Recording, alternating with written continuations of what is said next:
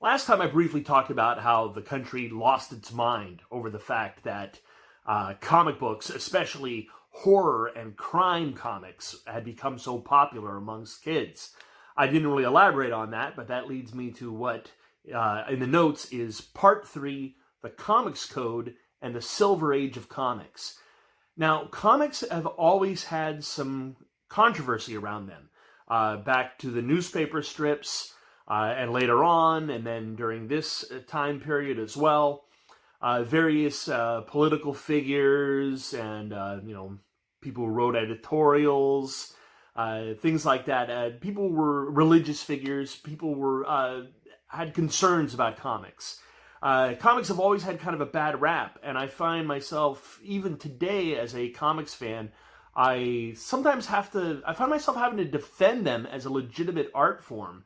And it's a strange kind of a thing because people will mock them because it's words and it has pictures, and they're like, oh, I prefer to read things without pictures, as though that's supposedly better. I don't understand that thinking. Why is it that you could sit and read a book, read some prose, and that's legitimate art? You can go to an art museum and you can look at some art, and there's absolutely no words there whatsoever, and that's a legitimate art form. But for some reason, you put the two together, and it's not art. And what's really funny is I've heard some people on TV, Bill Maher, comedian, he was mocking comics for that reason. I mean, he has a TV show that he expects people to tune in.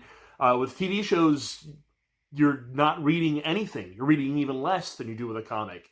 So if the hallmark of something worthwhile is that you're reading and only reading, comics have one up on him. Anyway, don't want to turn this into a anti-Bill Maher rant. But the point is, they've always struggled as a legitimate art form.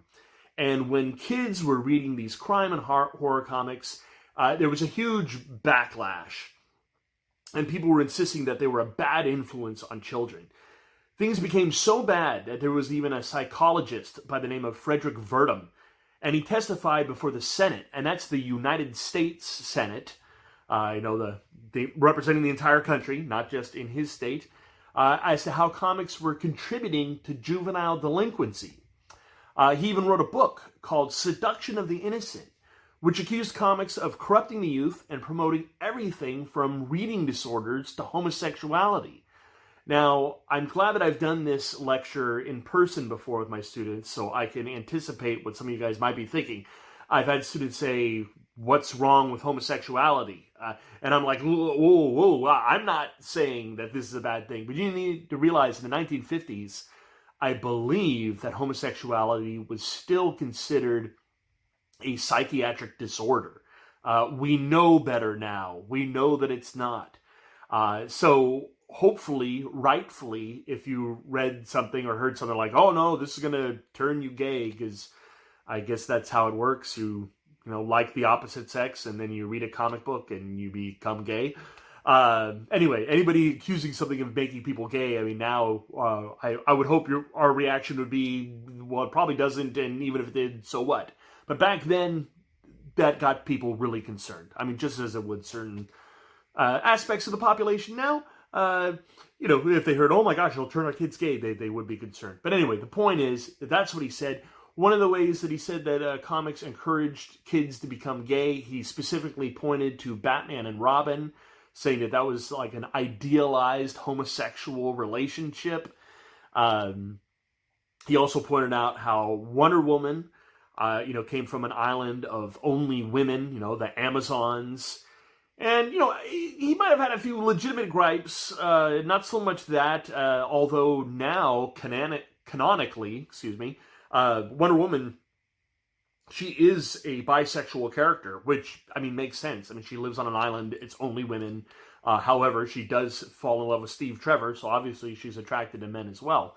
Anyway, going a little bit off track. But back then, this was, a cause for concern amongst a greater portion of the population.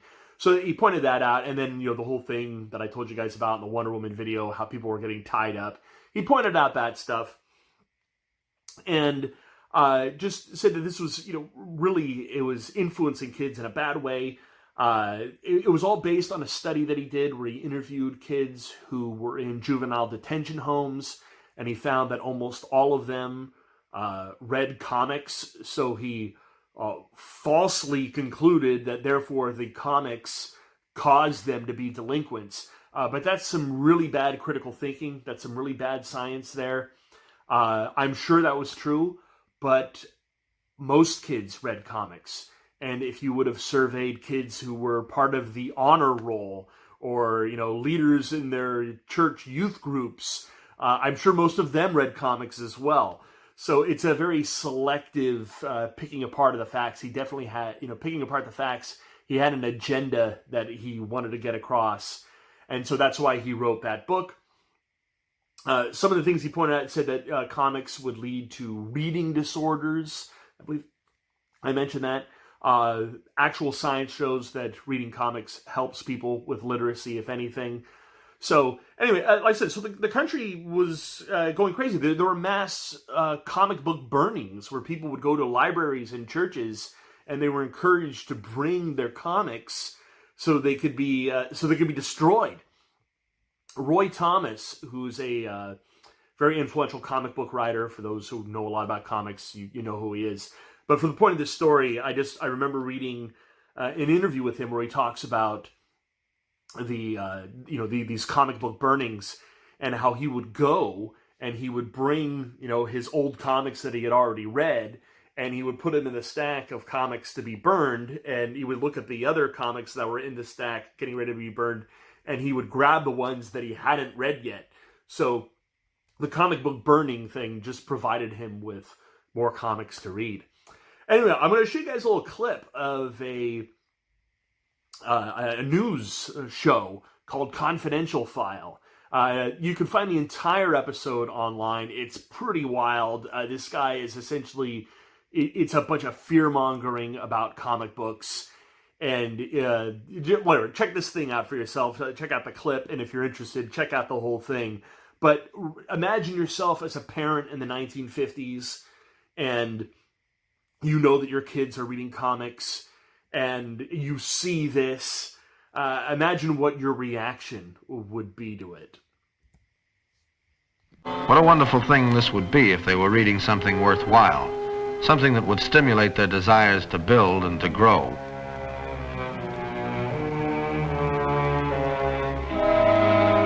But they're not reading anything constructive. They're reading stories devoted to adultery, to sexual perversion, to horror, to the most despicable of crimes.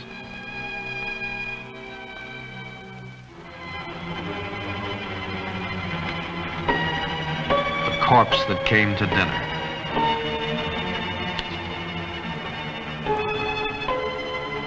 One of the wonderfully appealing things about children is that they haven't yet come to the age where reality and unreality are divorced.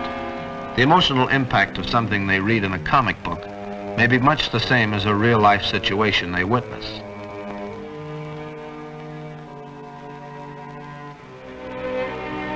This one's a poem. I think you should hear it. The draining rain sprays the pane tenderly. The whistling wind winds round the weeds tenderly. And I come to you with arms out wide and one thought inside of me. So I take your lips, I take your heart tenderly. Maybe you can accept this fact, maybe not. But it is a fact, and I'll prove it to you later in the program. Horror and crime comics upset kids. I'm not talking about any subtle distortion of their emotional makeup. I think that occurs too. But there's a more noticeable, immediate effect. You can see the tension develop as the story gets more gruesome. And if it's a bad one, the kid has a mass of jangled nerves by the time he's through it.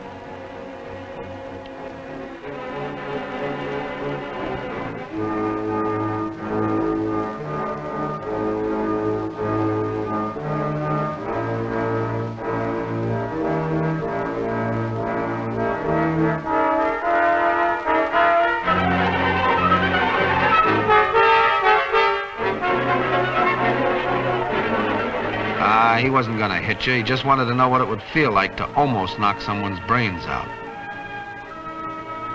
This story is about a man who dissolves his own brother in a bathtub full of acid.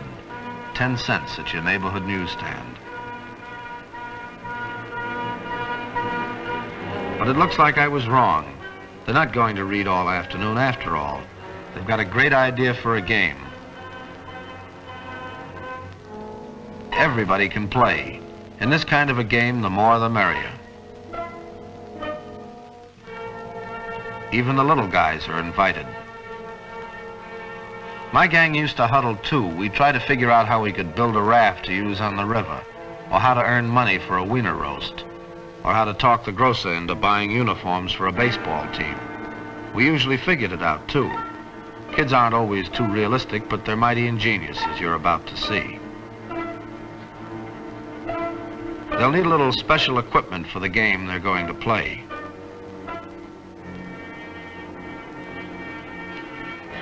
And they need one more man, preferably a small man. They promise him he'll be the star of the game, and they're telling the truth. They're also telling the truth when they say it's the most exciting game he's ever played. And this is the beginning of a game of violence.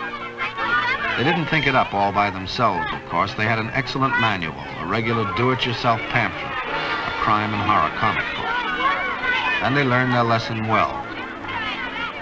I'm not suggesting that comic books instilled violence in the minds of these boys. I've never heard any responsible person suggest that. What I am suggesting is that crime and horror comic books stimulate outbursts of destructive violence that might otherwise have been channeled into much less antisocial activity.